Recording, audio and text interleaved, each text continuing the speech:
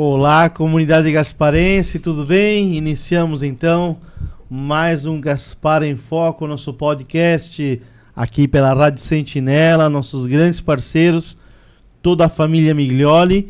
E hoje é um dia especial para mim porque em Gaspar nós temos um professor que iniciou esses projetos de podcast, iniciou um projeto de entrevistas. Ele já ultrapassa as 1.300 entrevistas nos últimos 9 anos. Você já sabe que estou ao lado do meu xará, professor Alan Santiago. Seja bem-vindo, meu amigo. Muito obrigado pela oportunidade. Um abraço aí a toda a audiência do Gaspar em Foco. Gostei da logo, ficou bonito, hein, cara? Valoriza bem o que é a cidade. Que legal. Foi muito bem pensado. Quem fez? Foi o Léo? Foi? O Léo. A gente tem que... né? O Léo cobra escanteio, faz o gol.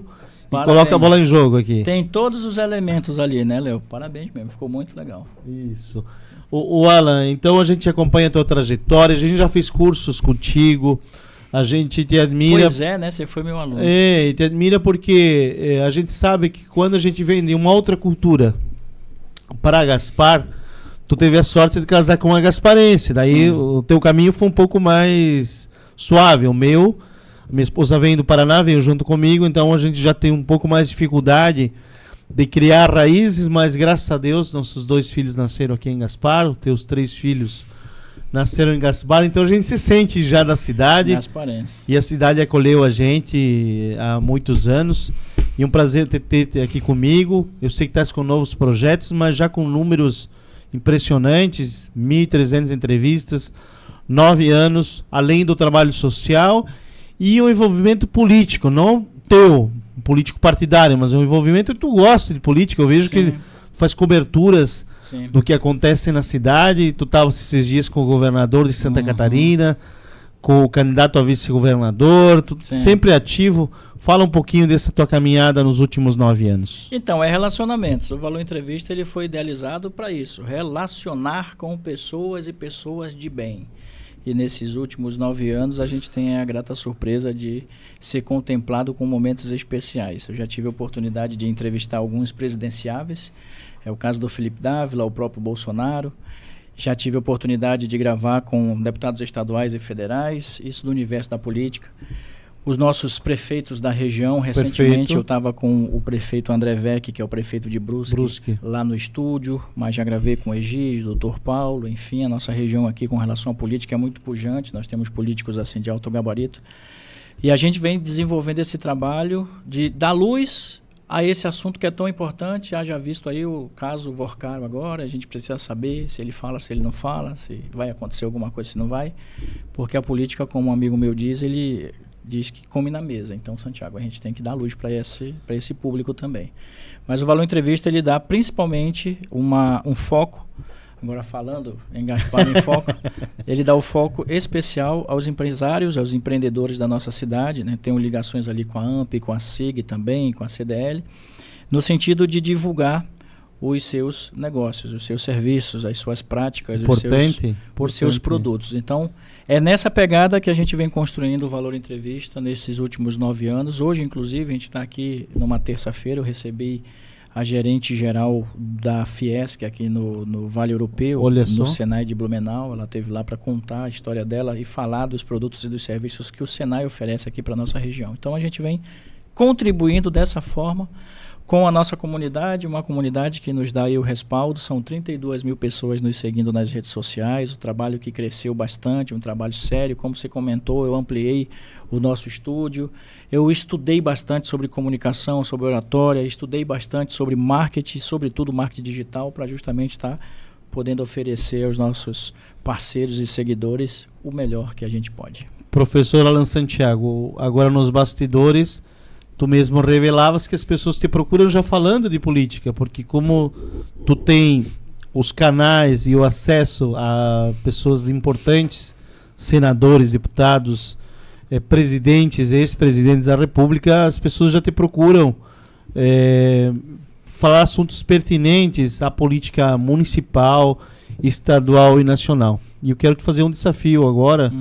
Nós vamos passar para a direção aqui da Sentinela, nós fazer uma cobertura das eleições aqui em Gaspar e em Santa Catarina e no Brasil. Nós vamos pedir aqui um espaço para o dia das eleições, junto com o Gil, com o Jean, Sim. com a equipe da Sentinela, nós participar como comentaristas, então, não como âncoras da cobertura, mas como comentaristas do processo eleitoral que vem, que é tão importante. Acho que tu falaste uma coisa muito importante.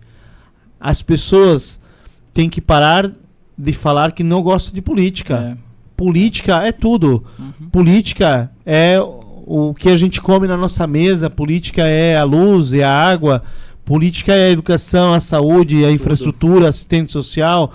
Política determina o preço da gasolina, do feijão, do arroz, que a gente sofreu, né? Com alta de preços, a gente sofre ainda, né? Porque a gente vê como vem diminuindo o nosso poder adquisitivo, né? Então, acho que é importante, e eu sei que tu desse aula há muito tempo, ainda dás aula de forma voluntária, mas é importante a gente trazer a pauta do dia as questões políticas. Sim, sim. Fica aí o agradecimento. É um convite, se tiver ao vivo no dia das eleições, eu estou aqui com vocês. Na eleição passada municipal, nós fizemos um programa, eu e um amigo, o Jackson, nós fizemos 12 horas ininterruptas, seguidas de trabalho. Inclusive era 5h15 da tarde. Isso aqui é interessante, é um corte para a galera do Gaspar em Foco. 5h15 da tarde, a gente acompanhando ali, chegando às erésimas das urnas aqui da nossa cidade e tal. E quando chegou uma urna muito grande na nossa cidade, dava Marcelo Brick, 50 votos, Dr. Paulo, 300. Celso Zucchi, 20 votos, Dr. Paulo, 400. Já tinha um parâmetro. 15 minutos depois que a gente começou a receber pelo WhatsApp essas erésimas, eu cravei, olhei para a câmera e falei: povo gasparense, a partir de agora, nós temos uma nova liderança no município. O Dr. Paulo Norberto Queires é o novo prefeito, de fato, da nossa cidade. Tinha 15 minutos da abertura das urnas. E ali foi um momento, para mim, também muito especial, porque 1h30 depois, saiu o resultado final e o Dr. Paulo era, de fato, o prefeito da nossa cidade. Olha que legal. Essa expertise a gente Perfeito, tem. Claro. E que nem a gente falasse, para quem não sabe, as cerésimas são aqueles boletins de urna, exatamente. Aqueles bem compridos, que já sai um panorama da votação.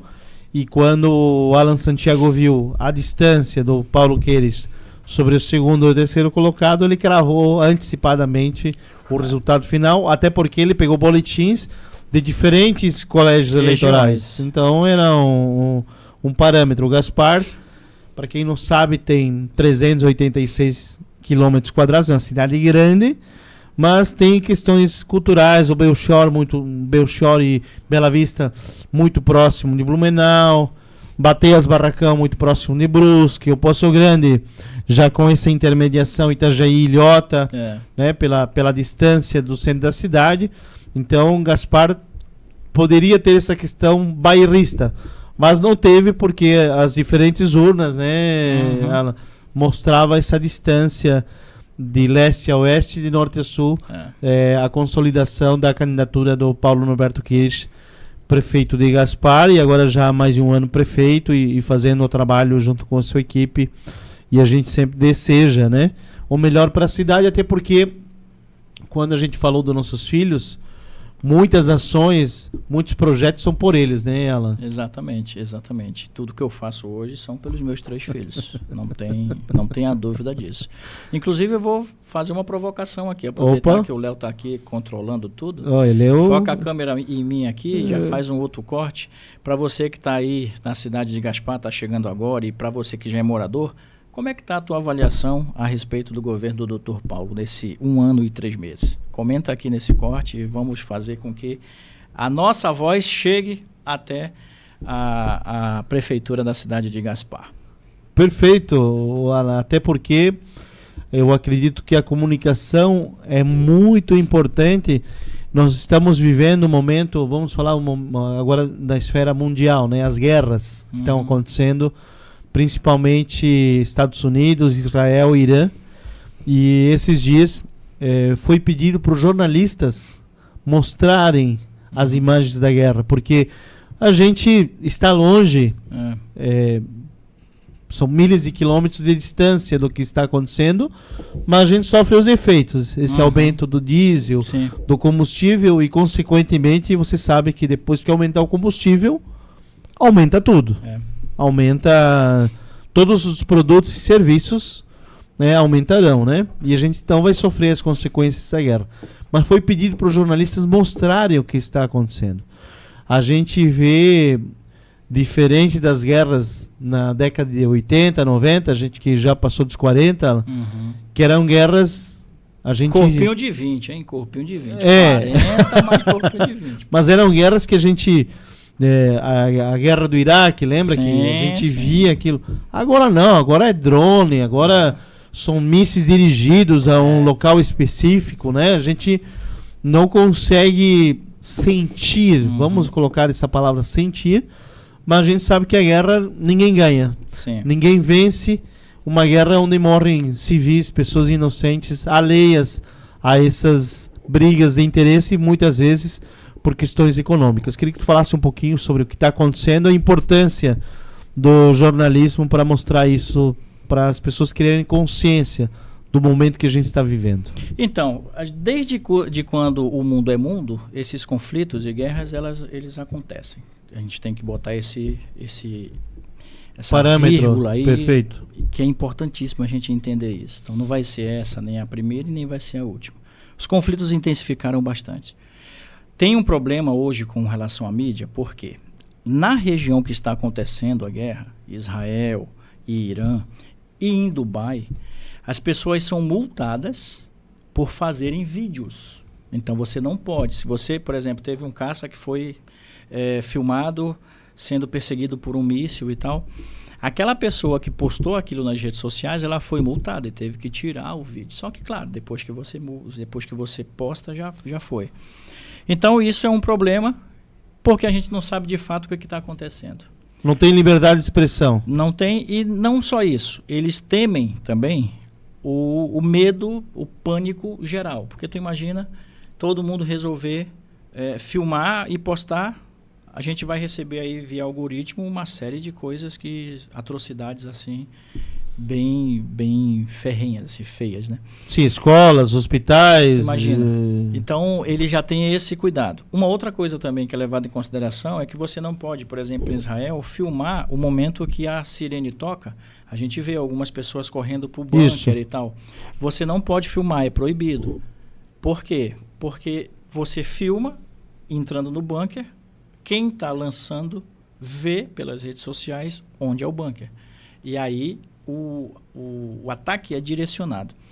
Mas falando de economia, por exemplo, se o barril de petróleo chegar a $200 para o planeta, para vocês terem uma ideia, Filipinas ali naquela região toda do Oriente Médio já tem escassez de energia. Eles já estão segurando a energia. Inclusive China também já está segurando a energia. Com aquele fechamento do Hormuz lá, que é aquele complexo, né, de água onde passa lá o canal, né? Sim.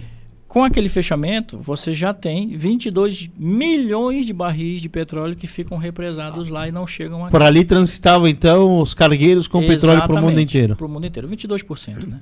Que é muita coisa. Só que, analisando friamente, quando o conflito acontece, a gente vai começar a sentir isso daqui 1 mês, 2, 3 meses, que é justamente na escassez.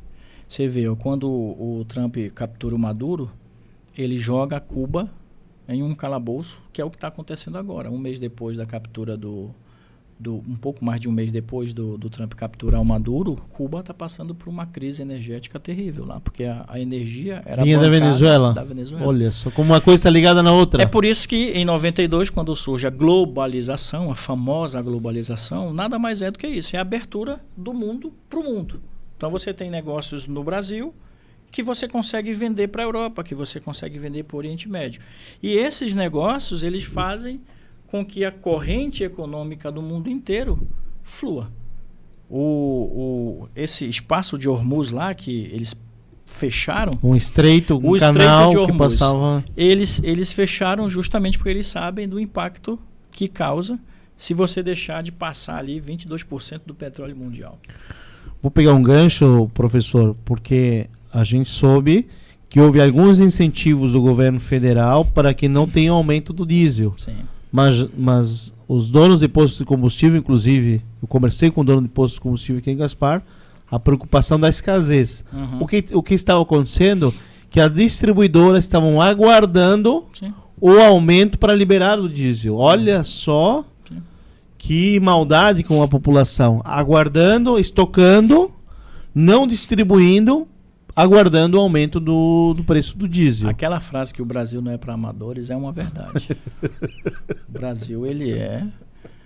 Olha, se você quer fazer uma formação para corrupção, venha se formar no Brasil, porque a gente tem tipos de golpes de todos os tipos. Né? Até casar com Brad Pitt, a outra lá no Rio Grande do Sul queria. Ah, é verdade. Então, a gente vive um momento assim, institucional, bem delicado, sabe? O Congresso não se bica com o STF, o STF acha que é dono do Brasil e faz tudo via goela abaixo, e também não é assim. Nós temos os três poderes aí completamente perdidos. E comprometidos. Um monte de gente abraçada, igual um balaio de siri, que se você puxa um, vem todos. E o Vorcaro está contribuindo para isso, né, Vorcaro? Perfeito. Só que mais a parede aí, grite mais o nome dos ministros do STF. E dentro do celular, e aí, claro que houve vazamentos, que eu acho que não deveriam, mas parece que a última é um senador junto com uma modelo. Tem, né? Tem de tudo. A bem da verdade... É o Webster. Parece que não é um celular só, parece que são vários celulares. Então... Mas dentro disso tudo, o que me deixa preocupado, cara, é que a gente ainda vê pessoas, como eu estava vendo hoje, querendo barrar a CPMI do INSS. Não dá para entender. O cara roubou o país. Roubou as pessoas que mais necessitam. Imagina, nós estamos já virando os quarentão. Porra, daqui 30 anos a gente tem 70 anos. Aí tiram da nossa aposentadoria que dó. R$200. Mas tiram recorrente por 1, 2, 3 anos. Sem que você saiba. E aí alguma pessoa descobre e denuncia. Tu quer ver o caso agora daquele jornalista que o Xandão mandou prender, fez busca e apreensão na casa do cara porque ele estava investigando o Dino? Um absurdo. Então assim, a gente vive momentos bem estranhos no Brasil. Bem estranhos. E esperar para ver, porque a próxima geração tá aí e a próxima geração parece brincadeira, mas vai se salvar poucos, pelo que eu tô percebendo, sabe? Vai se salvar quem tem base familiar. Quem não tem base familiar vai cair. Quer ver um exemplo? Eu vi um estudo agora que o TikTok lançou no Brasil, lá quando ele chegou no Brasil, 6 anos atrás mais ou menos. O TikTok nada mais é do que uma forma de trabalhar a psicologia da atenção. Olha só. Em especial nos jovens. Enquanto os jovens estão aqui dançando e fazendo trend, os jovens chineses estão lá se preparando. Tem matemáticos, químicos, físicos, engenheiros, psicólogos, todos jovens se formando todo ano para dar conta da demanda no mundo. Senhor. Então nós temos aqui jovens tiktokers, enquanto na China nós estamos tendo uma formação em massa de pessoas pensantes. É uma coisa para se preocupar. Cidade de Gaspar vai fazer 92 anos e daqui 92 anos eu espero que vocês estejam vendo esse papo que a gente está fazendo aqui em 2026, dia 17, para a gente ver onde é que o Brasil vai chegar. Antes de entrar no estado de Santa Catarina, um pouquinho mais falar do Brasil, a gente vê desde a ascensão do Bolsonaro, e eu digo que a ascensão do Bolsonaro foi justamente Bolsonaro foi fruto, a alavanca, porque Bolsonaro já era um deputado federal de muitos mandatos, de 7 mandatos de deputado federal, mas ele se alavanca com a força da direita por causa do mensalão, do petrolão. A gente faz essa análise, né? E hoje a gente, diferente dos anos 90 e talvez dos anos 2000, Alan, que o centro sempre, o PSDB, o próprio MDB, eram partidos de centro, conseguiam força, muita força, justamente por não ter uma direita clara, uma direita objetiva. E com a ascensão do Bolsonaro e as eleições de 2022, a gente viu, então, uma polarização no país entre direita e esquerda, que é salutar. Que é salutar para quem entende o que é ser direita e para quem entende o que é ser esquerda, fora as pessoas alienadas ao processo político. Então, nós estamos entrando num ano eleitoral e, no meu entendimento, já estamos no mês de março indo para abril, já é um período eleitoral, porque antigamente as eleições eram 3 meses, agora é 45 dias, mas enfim, nós temos algumas candidaturas em Gaspar, muitas candidaturas em Blumenau, mas essa polarização, o que tu visualiza? Vai continuar ou vai aparecer uma terceira via moderada para essa polarização direita e esquerda? Terceira via é o sonho de todo mundo, né? Eu acho que o povo brasileiro está cansado de extremos. O povo brasileiro... É que, na verdade, se eu fosse falar tudo, viu, Léo? Se eu fosse falar tudo o que eu penso, eu estava preso. Mas o Bolsonaro surge em 2015, 2016, 2017, de uma forma que o brasileiro gostaria muito, que era o paladino da indignação, sabe? E batendo na imprensa e falando, por isso ele ganhou, não apenas por causa da facada, mas ele falava o que o povo falava e gostaria de ouvir. E o Lula estava preso, como disse o irmão do Ciro Gomes, ele está preso, babaca. Então, ele aparece nesse vácuo do Lula. E mesmo o Lula preso, o Haddad fez mais de 40 milhões de votos. Então, se a gente chamava o Haddad de poste. Polaridade, né? Então, ele surge, dá a facada, e a facada elege ele, praticamente elegeu, porque o brasileiro também tem uma coisa, e isso aconteceu aqui em Gaspar bastante. Por exemplo, o caso do Alex, eu sempre falo para ele, ele teve a expressividade de votação, porque em um dado momento, ele, apontando os erros da gestão naquela ocasião, os vereadores da base do governo resolveram fazer uma CPI, na verdade uma CPI não, um impeachment. Tentaram. Contra um vereador que estava apontando um erro. E aí, claro, a imprensa ficou calada, vamos lá, a imprensa ficou calada. O brasileiro, ele gosta de aplaudir o pobrezinho. Ele gosta de, olha, coitado, está sendo injustiçado. Tem gente que vota ainda por isso. Não, vou votar no compadre Manuel. Boa análise. Eu não tinha nem me lembrado disso, agora tu lembrou. O compadre Manuel, ele, meu Deus do céu, tadinho, não tem onde cair morto. Então, o brasileiro ainda tem muito disso. Então, voltando ali no Bolsonaro, quando ele vence, ele instala de fato a direita, que antes a gente não tinha. Era uma coisa meio que apagada de 94 para cá. Em Ilhas. E a gente vê com a chegada das redes sociais um crescimento enorme de gente falando. De gente como eu, por exemplo, falando. E agora as redes sociais elas estão passando por uma crise, o Instagram está passando por uma crise, que eu quero até comentar, que é uma crise de entrega. Então você vê, você vai pegar um perfil de uma pessoa que tem 1000 seguidores e tu vai ver um vídeo dela na tua rede ali, no teu Instagram, no feed do teu Instagram, passando ali no teu Instagram, com milhões de acessos, de visualizações. Mas tu nunca viu a pessoa. E você vai ver grandes influencers, tipo o Whindersson Nunes, que não chega mais pra gente porque o algoritmo não entrega. O algoritmo do Instagram passa por uma crise porque tem muita gente igual a gente. Tem muita gente produzindo conteúdo. Então ele vai pincelar um ou outro para entregar. E tem o tráfego pago também, direcionado. Exatamente.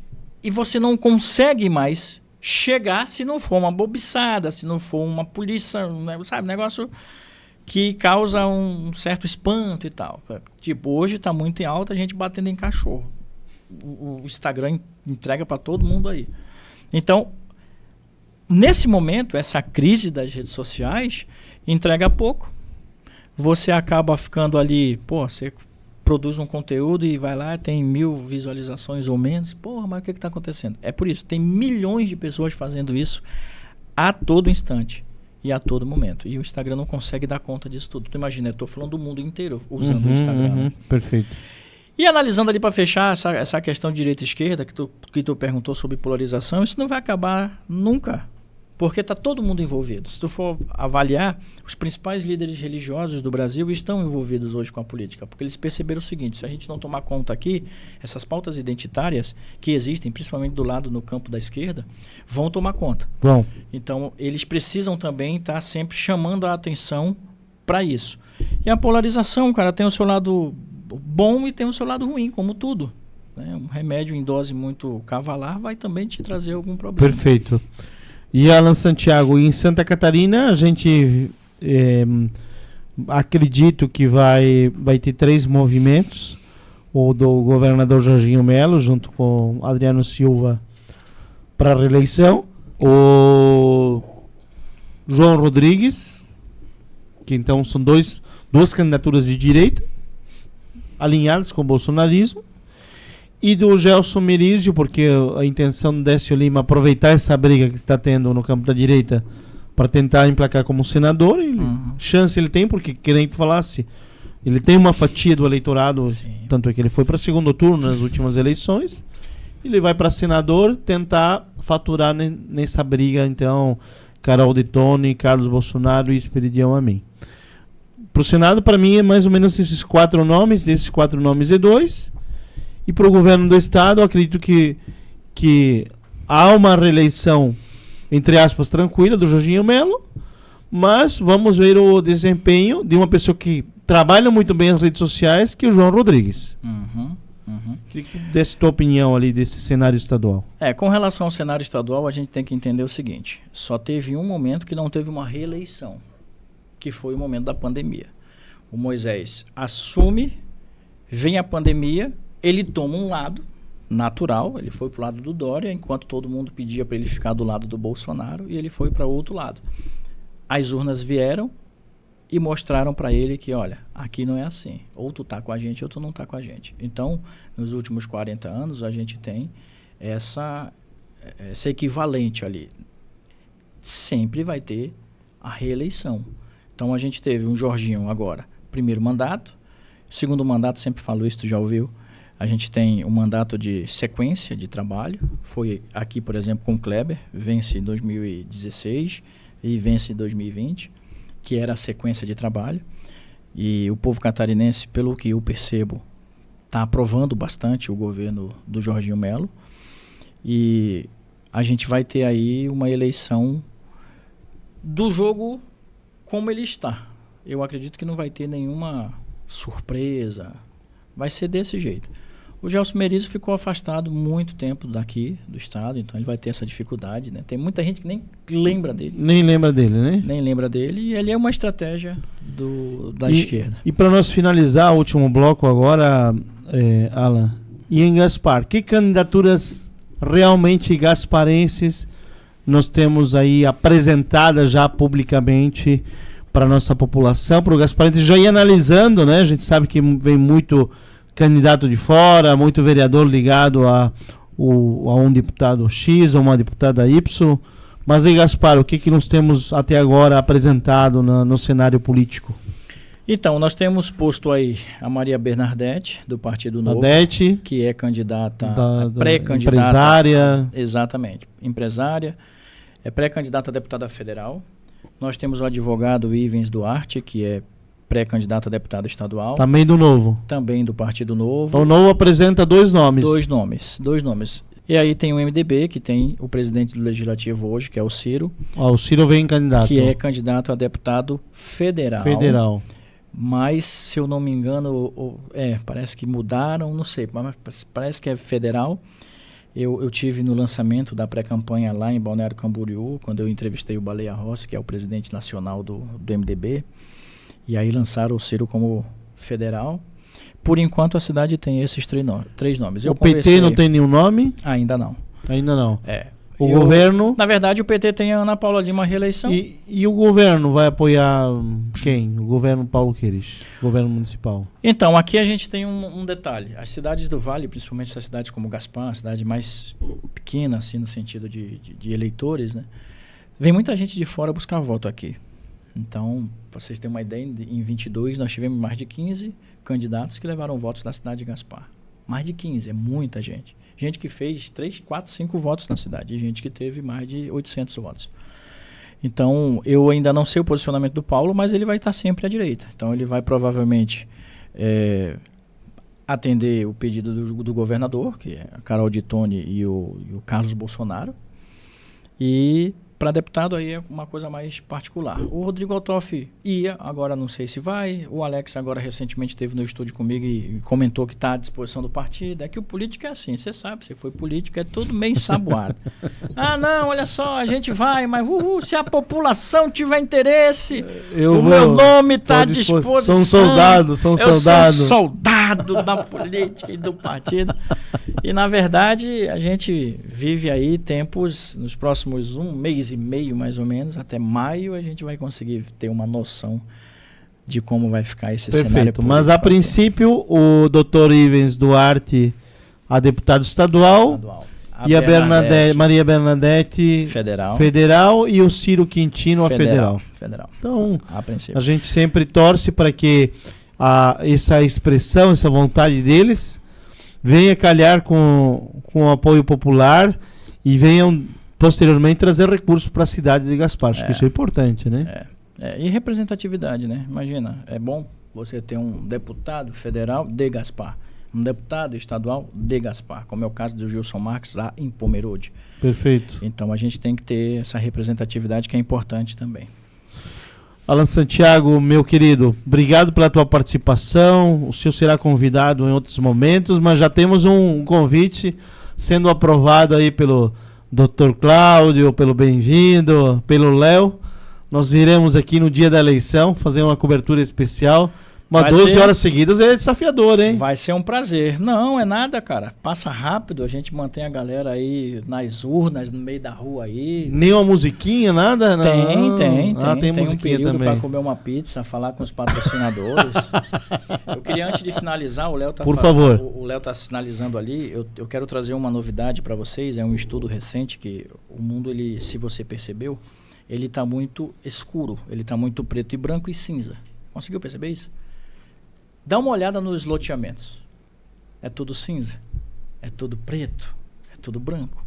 O mundo mudou bastante do que era 70 e 80. Os carros, verdade, Léo? Tudo está assim. E tem uma tendência que é na vestimenta. Não à toa eu uso hoje preto. Eu só uso preto, que tem a minha logomarca do Valor Entrevista. Eu, lendo recentemente um estudo, as pessoas estão escolhendo o preto e o escuro porque nós estamos nos tratando como produtos. Nós estamos nos tratando como produto. Então, tu imagina eu passear pela cidade de Gaspar todo de preto. De repente, alguém que sabe do trabalho que eu faço e diz, cara, eu vou patrocinar o teu trabalho. Vou colocar nessa camisa aí a minha logomarca. Pode ser? Então, tu acaba angariando ali um produto, um serviço, vendendo a tua imagem e a imagem da pessoa que quer possivelmente te patrocinar. Isso foi estudado muito com o Steve Jobs, quando ele se apresentava de preto e de jeans. E aí ele já lançava essa tendência lá, a gente está falando de quase 20 anos para trás. E é uma tendência que vem crescendo bastante. Se tu for analisar hoje, os principais players no mundo, e sobretudo aqui no Brasil, eles estão ou de branco ou de preto e sem marca nenhuma. Isso é uma sinalização do seguinte, tá a fim de patrocinar? Tamo junto. É só colocar a tua marca conosco. Oxa. É muito louco. Isso é um marketing mundial que vem crescendo bastante. Bacana, Alan Santiago. Muito obrigado. Deus abençoe. Eu agradeço. E até a próxima oportunidade. Pessoal, muito obrigado a todos. Até a próxima semana. Tchau, tchau.